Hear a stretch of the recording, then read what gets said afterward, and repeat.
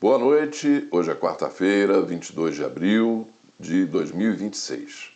E este é o programa No Fio da História, produzido semanalmente pela rádio e jornal Toda Palavra e exibido também em nosso canal do YouTube. Inscreva-se no canal e ative o sininho para ser notificado dos próximos programas. Há 144 anos, nascia no dia 19 de abril de 1882, na cidade de São Borja, no Rio Grande do Sul, Getúlio Dornelles Vargas, principal responsável pela criação do Brasil moderno e maior líder de massas da história do país. O legado de Vargas e sua luta pela soberania e pelo desenvolvimento independente da nação continuam mais atuais do que nunca. A defesa contra as aves de rapina e contra a submissão colonial ao imperialismo continuam sendo nossos maiores desafios, juntamente com a conquista de um Estado de justiça social que Getúlio idealizou e perseguiu, principalmente através da criação da legislação trabalhista e das maiores vitórias da cidadania e da democracia brasileiras, como o salário mínimo e o voto das mulheres. Getúlio abriu a trilha política do trabalhismo como principal vetor de emancipação da classe trabalhadora e caminho natural para o socialismo, definido anos mais tarde por Leonel Brizola, um de seus principais herdeiros políticos, como socialismo moreno, moldado segundo as características e valores do povo brasileiro. Em discurso proferido em Porto Alegre, em 29 de novembro de 1946, pouco depois da criação do PTB, ele afirmou: "A velha democracia liberal e capitalista está em franco declínio, porque tem seu fundamento na desigualdade. A ela pertencem vários partidos com um rótulo diferente e a mesma substância. A outra é a democracia socialista, a democracia dos trabalhadores. A esta eu me filio. Por ela combaterei em benefício da coletividade." Fecha aspas. E combateu com sacrifício da própria vida. O programa No Fio da História faz uma homenagem ao presidente Vargas pelo seu aniversário de nascimento, com comentários de Brizola Neto. Assista a seguir o teaser do filme Vargas, A Transformação do Brasil, de Beto Almeida. Ao final do programa, veja também o discurso histórico de Getúlio no dia 1º de maio de 1940, quando foi regulamentado o salário mínimo no Brasil. Não perca. Trabalhadores do Brasil! Getúlio era filho de um abolicionista e republicano que lutou como voluntário na Guerra do Paraguai junto aos escravos negros, os voluntários da pátria. Foi alfabetizado por um ex-escravo e seu melhor amigo de infância, Isaías, era filho de escravo. Leitor voraz, como jornalista e estudante, denuncia a coação da história que explora os países periféricos. Como ministro da Fazenda, inaugura as audiências públicas abertas, dialogando com populares que se enfileiravam na Rua Visconde de Inhaúma, no Rio Antigo. Lidera a Revolução de 1930, baseada na unidade cívico e militar, de massas e armada, que o leva ao Palácio do Catete. Sepulta a República Velha, cria o voto secreto, o voto feminino, anistia os rebeldes tenentistas e os integrantes da coluna Prestes. Em apenas um mês, cria os Ministérios da Educação e do Trabalho, o Ministério da Revolução. É fundador do Estado Social Brasileiro, com a CLT e a Previdência Social, hoje ameaçadas.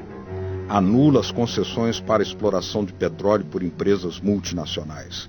Aprova o Estatuto da Lavoura Canavieira, a primeira experiência de reforma agrária e sindicalização rural no Brasil. Na conturbada conjuntura mundial que condiciona o Estado Novo, Getúlio industrializa o Brasil, criando a usina de Volta Redonda, a hidrelétrica de Paulo Afonso e a Vale do Rio Doce, a maior mineradora do mundo. Funda o Instituto Nacional de Música e convoca Villa-Lobos, o maior compositor das Américas, para a educação musical da juventude brasileira. cria a Rádio Mauá, a emissora dos trabalhadores, a Voz do Brasil e o jornal Última Hora. Realiza auditoria da dívida externa, reduzindo-a pela metade, anulando todos os contratos lesivos. Eleito pelo voto popular em 1950, volta nos braços do povo. Os conservadores surtam. Bota o retrato do velho pra mim, bota no mesmo lugar o sorriso do velhinho, faz a gente trabalhar. Monta o Banco Nacional de Desenvolvimento Social, o maior banco de fomento do mundo.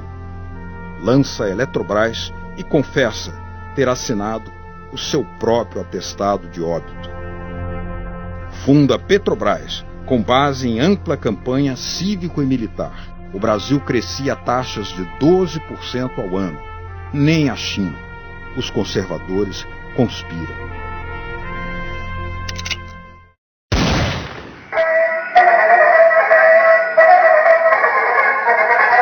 E atenção! Acaba de suicidar-se em seus aposentos do Palácio do Catete o presidente Getúlio Vargas. Com um tiro no coração, derrota as aves de rapina, preserva todas as conquistas do povo brasileiro e elege como sucessores JK e Jango. Sai da vida para entrar na história. Para transformar um país que era uma fazenda de café num país em fase de industrialização, em fase de desenvolvimento. Ele fez o Brasil um Brasil amado, né? O povo amava o povo. O povo brasileiro amava seu país, tinha nacionalismo. Ele criou isso na alma das pessoas. De onde veio o horário de trabalho? Se você é um jovem trabalhador, está na fábrica trabalhando 8 horas, você pensa que foi Deus que deu, né? Então Deus veio aqui, fez um decreto e deu 8 horas. Não foi, não. Foi lá. Foi Getúlio Vargas, né? O suicídio foi o maior triunfo de Getúlio Vargas.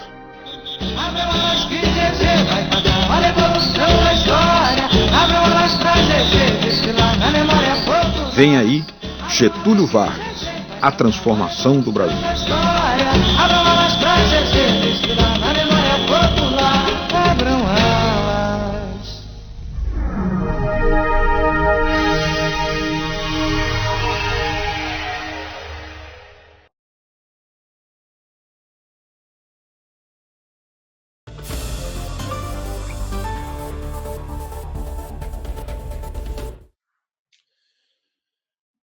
Estamos aqui com o Brizola Neto, nosso analista político. Assistimos aí o teaser do filme Vargas, do jornalista e cineasta Beto Almeida. É um filme que está sendo lançado ainda não está no circuito, está tendo algumas pré-estreias e em breve nós estaremos exibindo aqui também no canal do Toda Palavra. Mas pelo menos já tivemos aí um pouco aí desse filme, né, Brizola, que resgata a importância de Getúlio Vargas para o Brasil, né, para os nossos sonhos de país grande, de país independente, autônomo, de um país cuja sociedade, segundo era o desejo do próprio Getúlio, era que caminhasse rumo ao socialismo, né? Nós estamos falando de Vargas porque no dia 19 se completou o seu aniversário natalício, né? Ele era de 1882, estaria fazendo 144 anos. Que beleza que se pudéssemos ter Getúlio aqui por 144 anos, hein, Brizola? Verdade, Paulo. Olha, lembrar Getúlio é um movimento necessário para todo trabalhista, aliás, para todo brasileiro, né, Paulo? Getúlio, ele marcou, né? Ele transforma o Brasil. Né? O Getúlio é aquele que pega um país agrário e transforma num país industrial. É um país que pega a questão social no Brasil que antes dele era tratado como caso de polícia e inaugura o trabalhador brasileiro, né, na era dos direitos trabalhistas. É o homem que dá o voto, o direito de voto às mulheres, enfim, e é o homem que principalmente cria as bases, né, para o projeto de desenvolvimento nacional. E o documentário do Beto Almeida, né, Getúlio, a Transformação do Brasil, ele é um documentário que retrata com muita assim, uma capacidade enorme de retratar o período da Era Vargas, né, com um olhar verdadeiro, né, mostrando aquilo que realmente é relevante da Era Vargas, que é justamente a transformação política, econômica e social que o Getúlio promove no Brasil. Então, eu acho que de tudo isso sim, que a gente assistiu nesse teaser, né, e eu me lembro que tive a oportunidade de assistir uma pré-estreia lá em Niterói, no Solar do Jambeiro, né, com a presença do Beto Almeida, né, desse documentário que retrata como nenhum outro documentário retratou, né, todo o período da Era Vargas. E assim, eu acho que tem duas coisas que são fundamentais de serem mostradas no período da Era Vargas. A primeira é essa verdadeira revolução, né? Se questiona muito, né? 30 teria sido um golpe ou uma revolução. Eu acho que o conceito de revolução a gente deve justamente nas consequências do ato político. E não há dúvida, é inegável que Getúlio opera uma profunda transformação na ordem política, econômica e social. Politicamente, ele rompe o jogo das oligarquias cafeeiras de Minas e de São Paulo, que faziam um jogo eleitoral da eleição tocada com fraude na política do café com leite. Ele inaugura a justiça eleitoral, né? Ele rompe esse ciclo das oligarquias de São Paulo e de Minas e inaugura uma nova ordem política no Brasil. Econômico, porque ele industrializa um país agrário, ele transforma uma grande fazenda numa das maiores economias industriais do planeta. Aliás, num modelo de desenvolvimento que depois inspirou os países que hoje estão na ponta do desenvolvimento mundial, como é o caso da China. Esse modelo que o Getúlio implementou aqui, uma base de indústrias estatais, que promoviam a industrialização de base, CSN, Eletrobras, Companhia Vale do Rio Doce, Companhia de Álcalis, Fábrica Nacional de Motores, que impulsionaram a industrialização brasileira, ele serviu de modelo do modelo de desenvolvimento chinês. Existe, inclusive, declaração de chineses que reconhecem que foi visitando o Brasil de Vargas e se inspiraram para o modelo de desenvolvimento chinês. E a transformação da ordem social.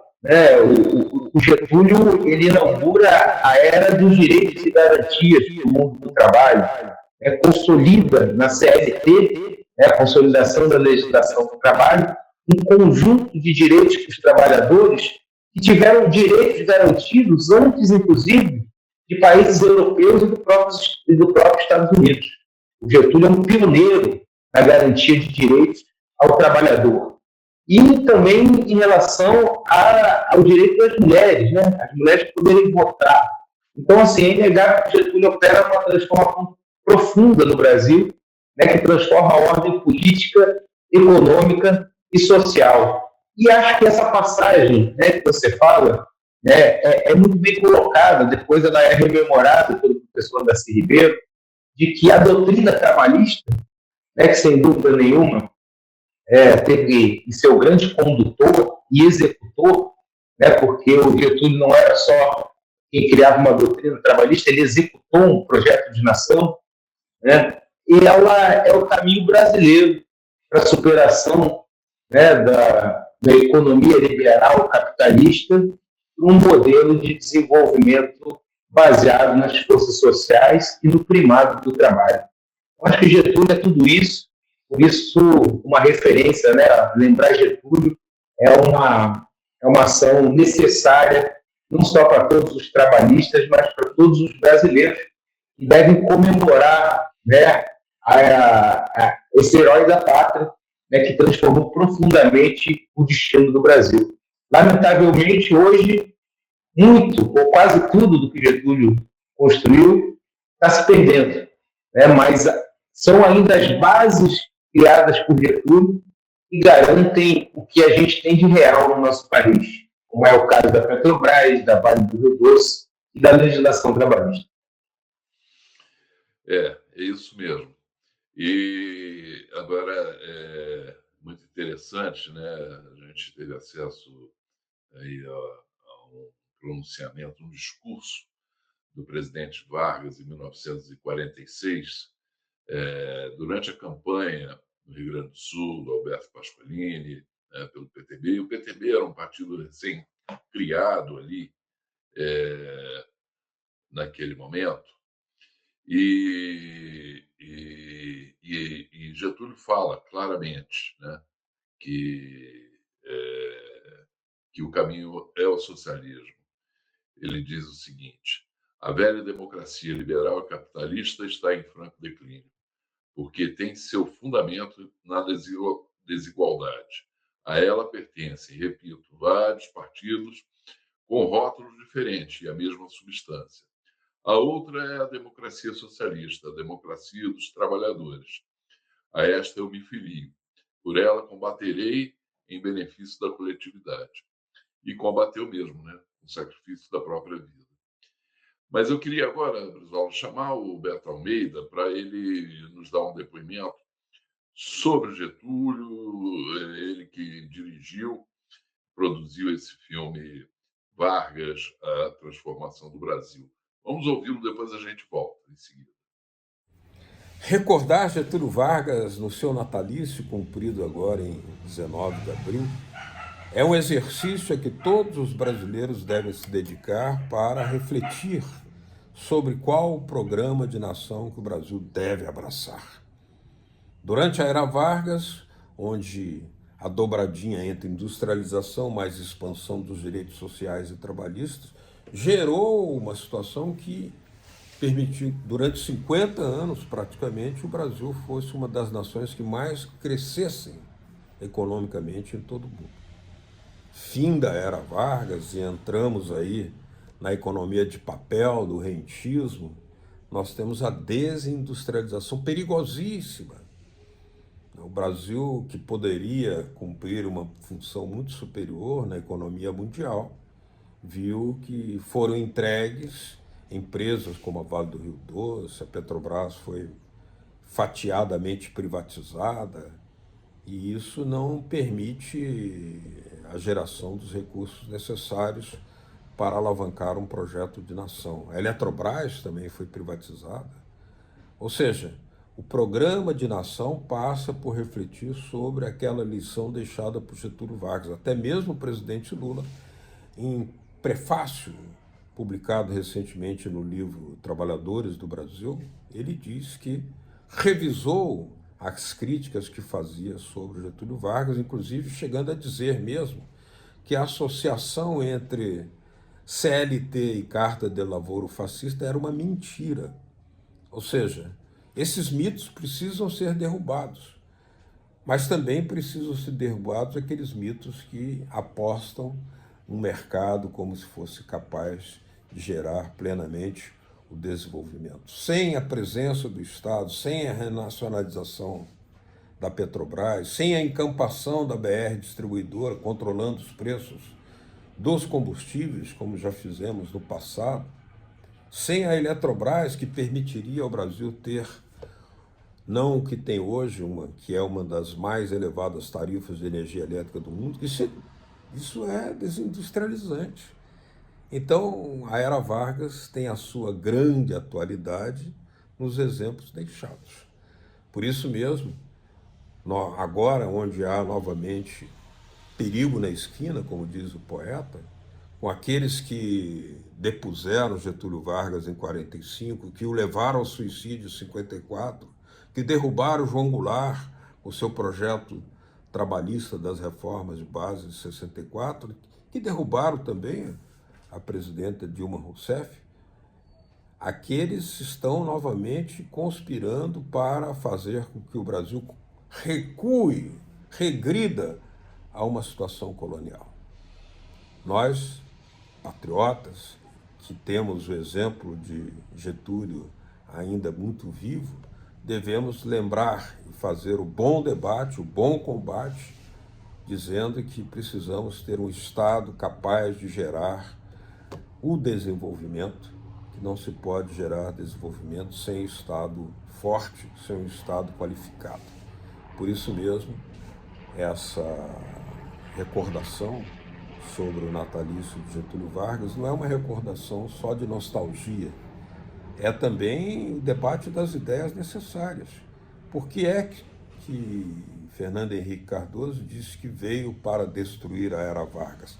Para favorecer os capitais estrangeiros. Portanto, Getúlio continua atual e é por isso que esse debate, fazer filmes, documentários, como eu tive a honra de fazer, como Vargas, a transformação do Brasil, é o debate do dia, é o debate de vida ou morte de uma nação. Ou temos um projeto de nação soberana e independente, ou seremos eternamente Brasil colônia. Bom, vimos aí o Beto Almeida, com seu depoimento sobre Getúlio Vargas. Beto Almeida é jornalista e um getulista assumido, né, como nós.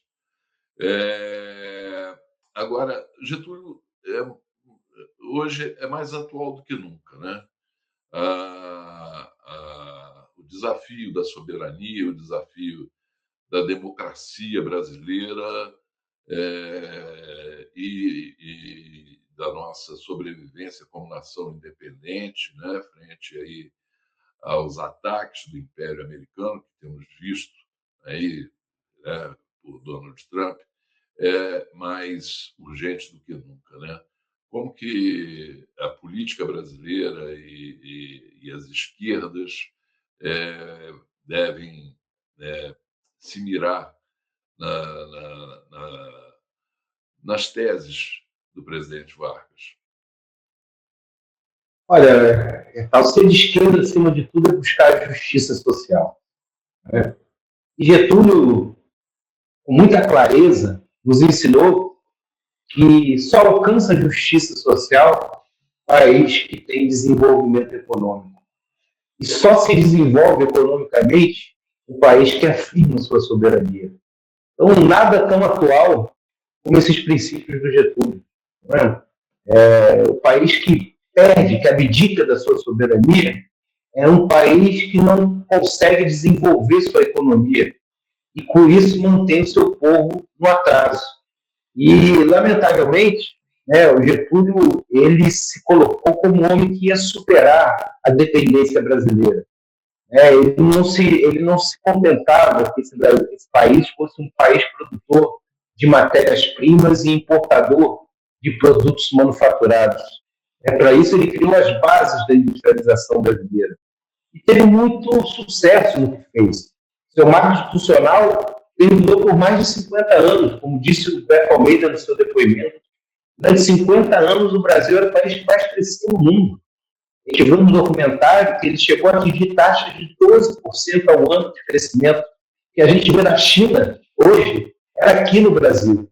E, lamentavelmente, esse projeto foi sendo desconstruído a partir do golpe de 64.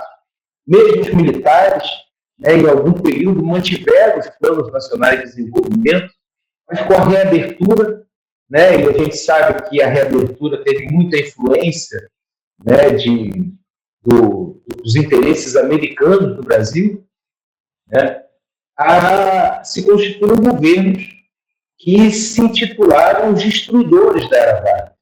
Fernando Henrique se orgulhava em dizer que vinham justamente para acabar com a era Vargas. E foi isso que o neoliberalismo produziu no Brasil. A financiarização da nossa economia e a destruição de toda a nossa base industrial. E, mais uma vez, condenando o Brasil a uma situação colonial e o trabalhador brasileiro a uma condição de superexploração do trabalho. A falta dos empregos industriais, então, fazem com que o salário mínimo do Brasil seja o segundo pior de toda a América do Sul. 80% dos trabalhadores CLT, mais de 80%, 86% dos trabalhadores que são CLT, ganham salário mínimo no Brasil, porque o Brasil não tem indústria. O Brasil é um refém. Os trabalhadores brasileiros são reféns do setor de serviços e paga muito mal. A indústria paga, em média, 3 vezes mais do que o comércio e que do setor de serviços. E a economia primária, essa economia que vende commodities para depois recomprá-las, depois de serem manufaturadas no exterior, além de trazer grande prejuízo, né, a nossa balança de pagamentos, a nossa conta de pagamentos no exterior, ela condena o trabalhador ao trabalho menos rentável de toda essa cadeia produtiva. Então, você pega todos os setores, você pega o setor de sapatos, que, aliás, o Brasil tinha uma grande indústria calçadista no Rio Grande do Sul e em São Paulo, né? O Brasil continua sendo um grande produtor de couro, o maior produtor de couro do mundo. Mas a gente perdeu a nossa indústria calçadista. E o trabalho que fica aqui, Artal, é o trabalho do peão, do cortume, arrancando o couro do boi. O trabalho mais elaborado da fábrica de sapatos, o trabalho mais elaborado ainda, que é quem desenha, faz o design de sapato, faz o marketing dessas marcas de sapato, esses hoje estão todos fora do Brasil. Estão concentrados lá no sudoeste da Ásia, na própria China e na Europa e nos Estados Unidos. Então, essa divisão internacional do trabalho reserva a países que não têm soberania, né, que perderam a sua soberania, o pior elo de toda a cadeia produtiva, né, a economia primária e trabalhador com salário que não tem dignidade. Pois é, e vimos aí agora, essa semana, na verdade, um dia depois do aniversário de Getúlio, que foi no dia 19, no dia 20, foi anunciada a venda da única empresa que explora terras raras no Brasil, a mineradora Serra Verde, foi vendida para um grupo norte-americano chamado Hillary Earth, um negócio de 2,8 bilhões de dólares. Né? E hoje nós não temos uma empresa dedicada ao que é hoje assim, uma das maiores cobiças do mundo inteiro, que são as terras raras, sendo que o Brasil tem a segunda maior reserva do mundo desses minerais, né? Aí é que dá a saudade do velho Getúlio, né, Brizola? Que criou a do Rio Doce, que criou as bases do nosso desenvolvimento autônomo, soberano. E eu acho que o governo Lula tem que olhar para esse exemplo do Getúlio e tratar de criar um caminho nacional para desenvolver a exploração e beneficiamento desses minerais, né? Você tem toda a razão, né? O capital privado, né, nacional, inclusive, como era o caso da Serra Verde, primeiro, ele não tem nenhuma condição de aporte financeiro para desenvolver todas as etapas, né, de beneficiamento de terras raras no Brasil. E depois não tem compromisso nenhum com a soberania nacional, não tem compromisso nenhum com o desenvolvimento do país. O capital privado nacional, na verdade, ele é dado a essas negociatas aí que a gente viu. Não foi um negócio, foi uma negociata. Essa empresa, ela se vendeu 100% do seu capital, né? Recebeu 10% do valor do todo o negócio e 90% desse valor vão ser pagos com papéis da própria empresa. É uma vergonha isso. Você pega uma empresa, eu vou comprar uma empresa sua, eu vou te dar 10% do valor e o resto eu vou emitir umas ações aqui da própria empresa que era sua e vou te dar. Assim que os Estados Unidos comprou essa empresa, que é um verdadeiro tesouro. É uma das minas que tem a maior produção de terras raras para produção de ímãs aí, né, que são utilizados na indústria de automóveis, que são utilizados na indústria bélica, enfim, todo o processo de indústria de ponta utilizam esses ímãs. E isso foi entregue a preço de banana para os americanos. Isso jamais aconteceria se a gente tivesse aqui uma empresa estatal. Quando você coloca um patrimônio estratégico, né, um setor estratégico da economia, como é o caso das terras raras, na mão do capital privado, o resultado é esse, seja ele nacional ou internacional. É o caminho da corrupção. Essa é a verdadeira corrupção, né, que vende a riqueza nacional a preço vil, né, em troca de vantagens pessoais. Porque o presidente da Serra Verde se tornou o CEO dessa nova empresa. Então, assim, uma negociata absurda que deveria ser barrada pelo governo brasileiro. E você está coberto de razão. A venda da Vale do Rio Doce nos tirou toda a condição de termos uma empresa de mineração comprometida com o desenvolvimento de uma cadeia produtiva de minerais no Brasil. É inacreditável que a Vale, que é uma das maiores mineradoras do mundo, eu acho que é a segunda maior mineradora do mundo, se eu não me engano, né? Ela não tem nenhum projeto de exploração e desenvolvimento de terras raras no Brasil. Esse é o resultado da privatização do governo Fernando Henrique. Eu acho que não sei se seria necessário criar uma nova empresa estatal. Eu acho que o próprio governo teria a condição de exercer a sua maioria acionária que tem na Vale do Rio Doce e fazer, assim como deveria acontecer com a Petrobras, que ela voltasse a ser uma empresa comprometida com o desenvolvimento nacional, com o desenvolvimento de cadeias produtivas do setor mineral. A Vale precisa reassumir esse compromisso com o desenvolvimento nacional. O governo tem plenas condições, sabe, sem precisar criar uma nova estatal, de exercer a sua maioria acionária. O governo tem ações preferenciais, o governo pode ter a maioria no Conselho de Administração da Vale, porque só uma empresa que tem compromisso com o desenvolvimento nacional, só uma empresa, na verdade, a Vale deveria ser reestatizada, porque essa confusão entre uma empresa de economia mista, né, que tem controle do Estado, mas que joga um papel, né, nas bolsas de valores e tem compromisso de remunerar acionista, acaba sendo uma posição de empresa esquizofrênica, porque ou ela tem um compromisso com o desenvolvimento nacional, ou ela é uma empresa para dar lucro para acionistas. As duas coisas não combinam, porque você precisa ter um grande plano de investimento, e esse é o papel que o Estado tem que ter. Então. O Estado, ele é um investidor que assume risco. O Estado é um investidor que, antes do lucro, está preocupado com o desenvolvimento produtivo, de cadeias produtivas.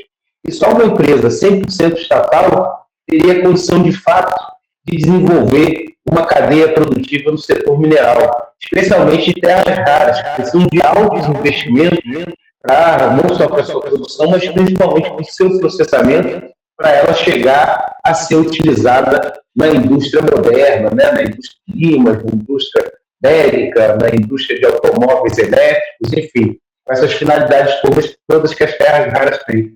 E, infelizmente, aliás, eu lembro de um episódio, ainda no segundo governo do presidente Lula, né, em que um acionista minoritário, que era o Bradesco, indicava o presidente da Vale. E aí houve uma pressão tão grande do governo, né, o governo cobrando, inclusive, que a Vale do Rio Doce investisse em siderurgia, investisse, né, no encadeamento produtivo do setor mineral, que o presidente indicado pelo Bradesco, que era o Roger Aeri, caiu. Caiu porque o governo exerceu a sua maioria no Conselho de Administração da Vale. Então, assim, o governo precisa assumir essa responsabilidade, porque não é possível que a Vale do Rio Doce não tenha nenhum projeto de produção e de beneficiamento de terras raras do Brasil.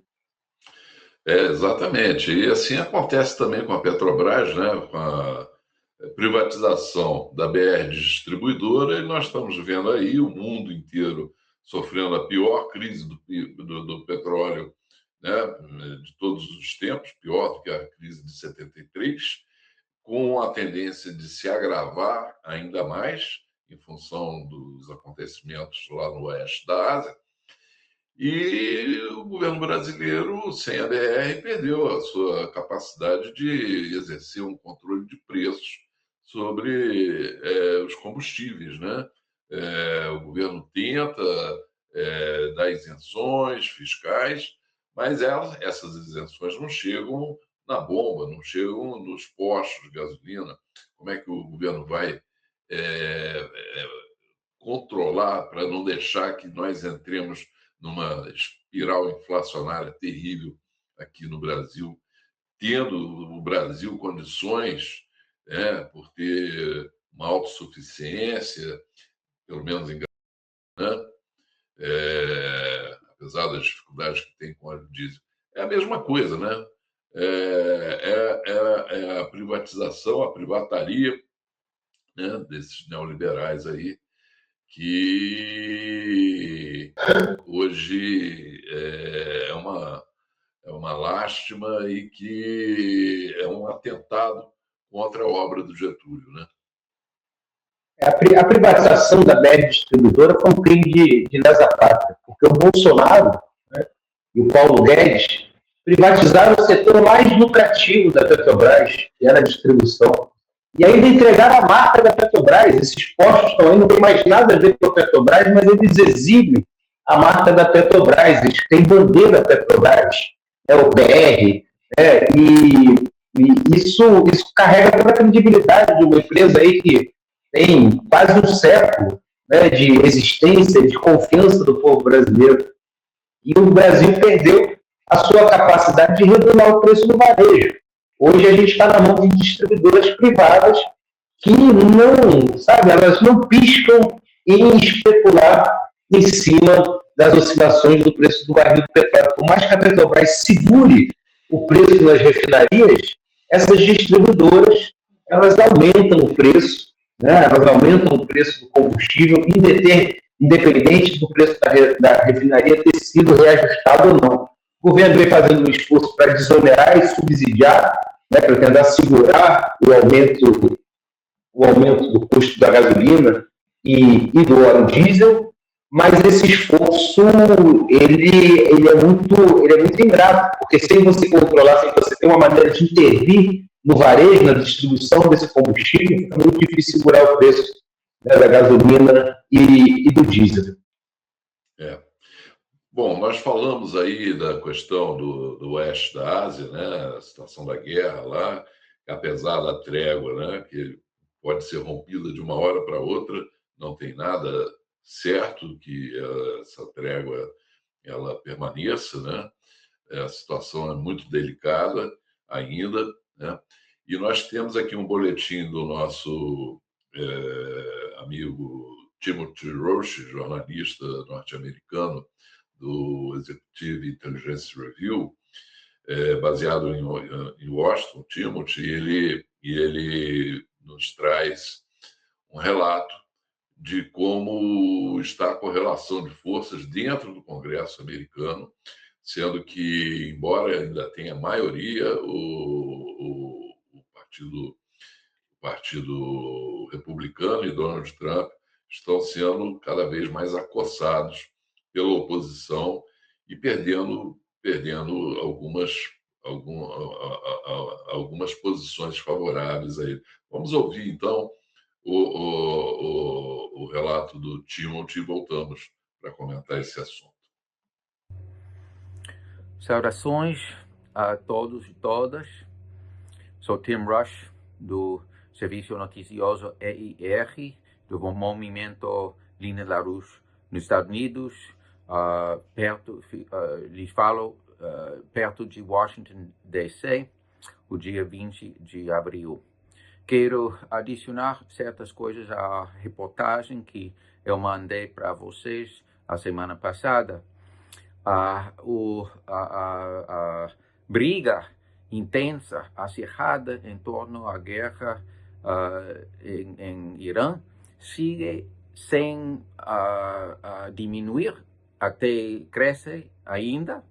Houve um voto na semana passada no Senado para aplicar a Constituição, que manda somente o Congresso decretar guerra, não o presidente. Uma resolução para aplicar essa provisão da Constituição não chegou a adotar-se. 45 votos em favor e uns 50 em contra. Não foi uma diferença de 5 votos. quase todos os democratas votaram em favor, quase todos os republicanos em contra. Agora, na Câmara de Representantes, foi uma votação incrivelmente delicada, digamos.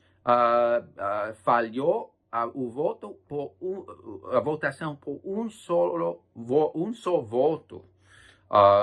Foi 214 em favor de manter direito do presidente de declarar guerra, conduzir uma guerra não declarada, e 213 em favor de defender a Constituição. Assim, é coisa muito acirrada. Eu vou estar no Congresso esta quarta-feira e também a quarta-feira da semana que vem para falar com a gente das oficinas do Congresso para insistir não somente em aplicar a Constituição, mas também em simplesmente cortar a verba à guerra, que também cai nas responsabilidades, especialmente da Câmara de Representantes. Vamos ver o que passa, mas no povo, na cidadania em geral, existe um repúdio muito profundo da barbárie, não somente da guerra em si, mas das declarações do presidente. Isso da briga entre o presidente e o Papa Leão XIV sigue também parte do panorama. O Papa, a viagem do Papa à África é realmente fora de série. Ele disse nos Camarões, por exemplo, que aí daqueles que manipulam a religião e o próprio nome de Deus para seu próprio ganho militar, econômico, político, arrastando o que é sagrado para a escuridão e a imundície. O Papa pediu o Papa uma mudança decisiva de rumo, uma verdadeira conversão que nos conduza na direção oposta, para um caminho sustentável e rico em fraternidade humana. Dentro dos Estados Unidos, a Conferência de Lideranças de Mulheres Religiosas, são freiras e outras dentro da Igreja Católica, que conta com 35 mil membros. Elas disseram faz 2 dias que dão um apoio total a Papa, que realmente não é intromissão na política, senão dirigir a atenção às alicerces, digamos, morais que devem assim sustentar qualquer outra política. Então eu somente quero adicionar que o movimento de LaRouche internacionalmente dirige várias cartas e mensagens de todo o mundo, fora dos Estados Unidos, ao Congresso dos Estados Unidos. Eu vou levar comigo, essa quarta-feira, uma duzena de mensagens importantes, desde Equador até a Índia, vários países da Europa. Eu peço para vocês que qualquer um de vocês que queira se dirigir umas palavras diretamente ao Congresso dos Estados Unidos para assim insistir que se cumpra as responsabilidades constitucionais, especialmente em termos de pôr fim a essa guerra na Irã, que vocês podem assim contactar o parceiro de nós dentro do Brasil, Luiz Hertal, de Toda Palavra, e ele pode assim enviar para mim as mensagens de vocês. E eu por minha parte, vou compartilhar essas mensagens com o Congresso. Bom, vimos aí o relato de Timothy Roche, direto de Washington, parceiro do Toda a Palavra, né, o Executive Intelligence Review, um veículo ligado ao movimento LaRouche, né? E o Timothy nos narrou aí como que a margem do governo Trump no Congresso ela está estreitando, né? Está estreitando e a pedido do movimento LaRouche, que é nosso parceiro, nós aqui também estamos recebendo os depoimentos de quem quiser enviar para Washington para pressionar, ajudar na pressão sobre os congressistas americanos, né? Então, pode encaminhar Toda a Palavra através dos nossos canais de comunicação, do nosso e-mail, nosso WhatsApp também. Mas, Brizola, quais são as perspectivas que você vê agora para essa situação do Trump politicamente nos Estados Unidos? Olha, Tal, parece que antes mesmo das eleições de meio de mandato, né, que vão ocorrer agora em novembro, o Trump já está derretendo no Congresso americano. E isso é um reflexo, né, da sua completa falta de estratégia, da vergonha que os Estados Unidos está passando nesse enfrentamento com o Irã e da falta de apoio popular, né, para essa loucura, né, para esses ataques indiscriminados que estão ocorrendo no Irã e que já tem a rejeição de 2/3 da população americana. 2/3 da população americana hoje rejeitam o governo Trump. E, é claro, isso passa a ter reflexo no Congresso. O Congresso é uma casa política. E ela sente muito ali o que pensa a opinião pública americana. Então, o Trump está ficando com uma margem cada vez menor, o que, ao mesmo tempo, é um perigo, né? Porque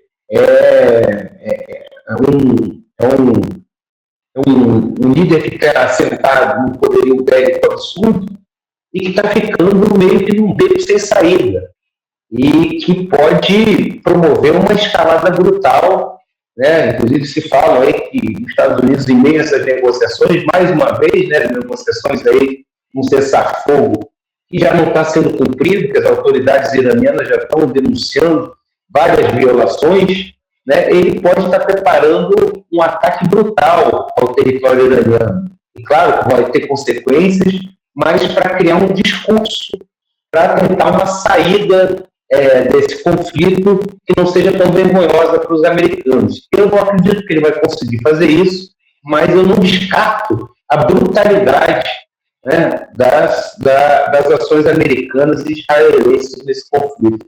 A gente viu que Israel e os Estados Unidos promoveram ao longo desse conflito, né, bombardeios indiscriminados que atingiram civis, né, que mataram crianças. Então, a crueldade, né, a desumanidade desses líderes, ela não pode ser subestimada. E numa situação que eles estão encurralados, como estão o Trump e o Netanyahu, é bem possível que a gente assista uma escalada ainda mais sangrenta e ainda mais desumana do que a gente já viu até agora. Então. É isso. Vamos aguardar aí os próximos acontecimentos, né? E esperar que o Congresso americano realmente barre Donald Trump. Bom, Brizola, vamos ficar então aqui nesse programa, nessa edição de No Fio da História, e vamos encerrar o programa. Nós abrimos o programa com um teaser do filme do Beto Almeida, né? Vargas, A Transformação do Brasil, e vamos encerrar com um discurso precioso colhido do acervo do Centro de Memória Trabalhista, do discurso de Vargas no 1º de maio de 1940, exatamente no ato, no momento da regulamentação do salário mínimo. Né? Salário mínimo uma lei de 1936, mas que foi regulamentada em 1940, exatamente nesse 1º de maio. Então, é um discurso histórico e foi recuperado pelo Centro de Memória Trabalhista, que nos forneceu esse clipe que nós temos o prazer de exibir como homenagem ao presidente Getúlio Vargas pelo passamento aí do seu aniversário de nascimento. Brizola, até a próxima, então, e torcendo por melhores notícias, né? Vamos lá. Até a próxima, até semana que vem, Natal, e viva aí a memória de Vargas, né? Viva Getúlio. Até lá.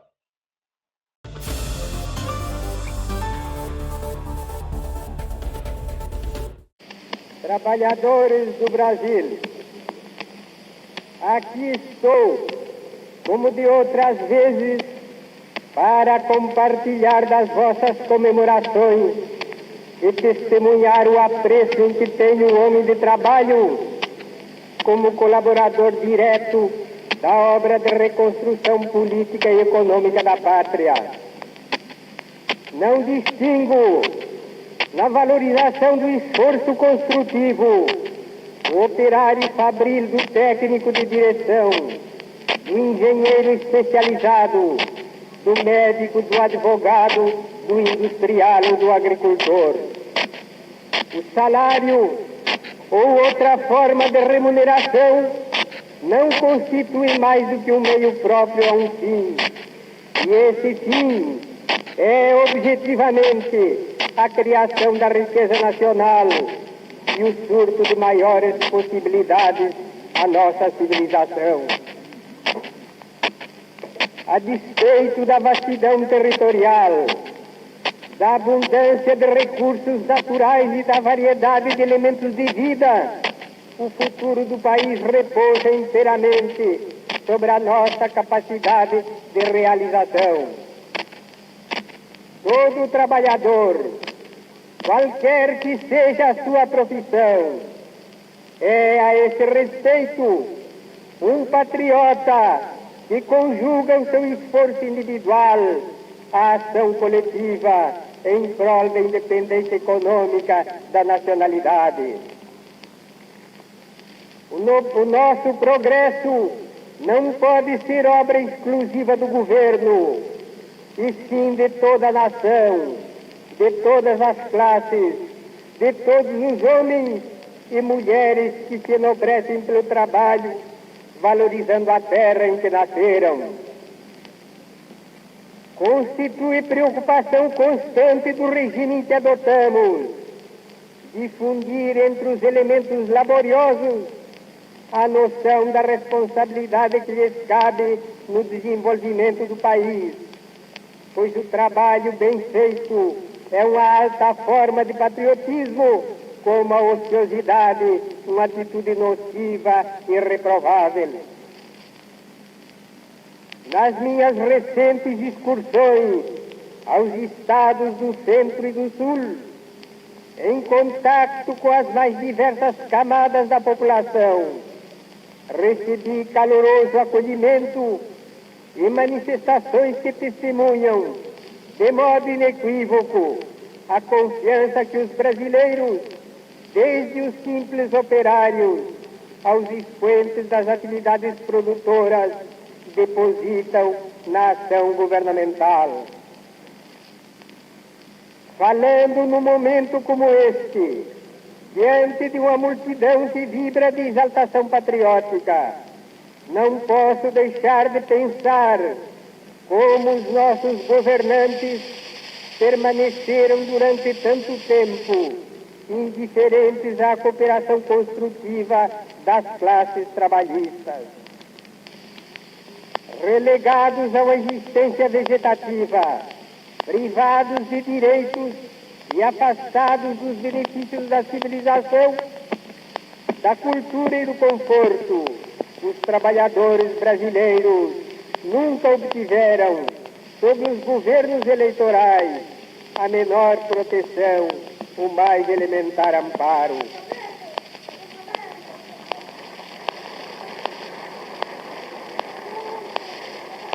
As bases da nossa legislação social já estão solidamente lançadas nas leis que regulam a duração do trabalho, a higiene industrial, a ocupação das mulheres e menores, as aposentadorias e indenizações de acidentes, as associações profissionais, os convênios coletivos e a arbitragem.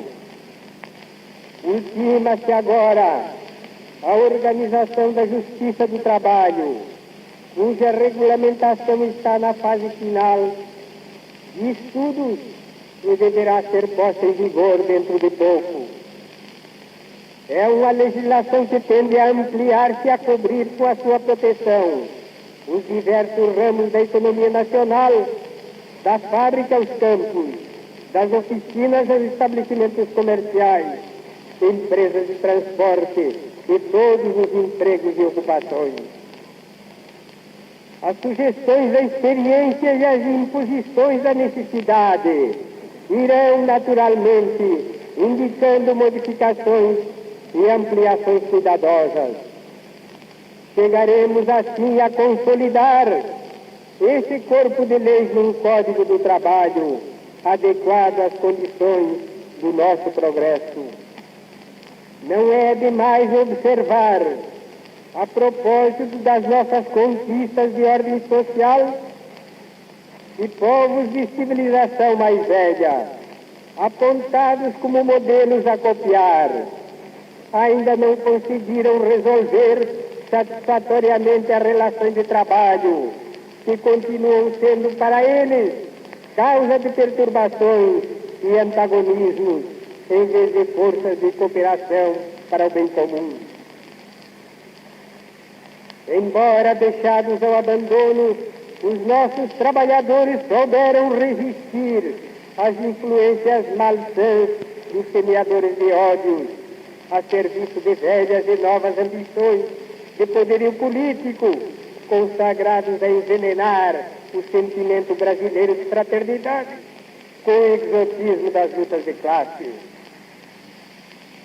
O ambiente nacional tem reagido sabiamente contra esses agentes de perturbação e desordem. A propaganda insidiosa e dissolvente apenas impressionou os pobres de espírito e serviu para agitar os mal-intencionados. Quem quer que observe a história e a dura lição sofrida por outros povos, verá que os extremismos, mesmo quando logram a vitória efêmera, caem logo vítimas dos próprios erros e das paixões que eles encadearam, sacrificando muitas aspirações justas e legítimas que poderiam ser alcançadas pacificamente. A sociedade brasileira, felizmente, repele por índole as soluções extremistas. Corrigidos os abusos e imprevidências do passado, podemos encarar o futuro com serenidade, certos de que as utopias ideológicas, na prática verdadeiras calamidades sociais, não conseguirão afastar-nos das normas de equilíbrio e bom senso em que se processa a evolução da nacionalidade. Só o trabalho fecundo, dentro da ordem legal que assegura a todos, patrões e operários, chefes de indústrias e proletários, lavradores, artesãos e intelectuais, um regime de justiça e de paz poderá fazer a felicidade da pátria brasileira.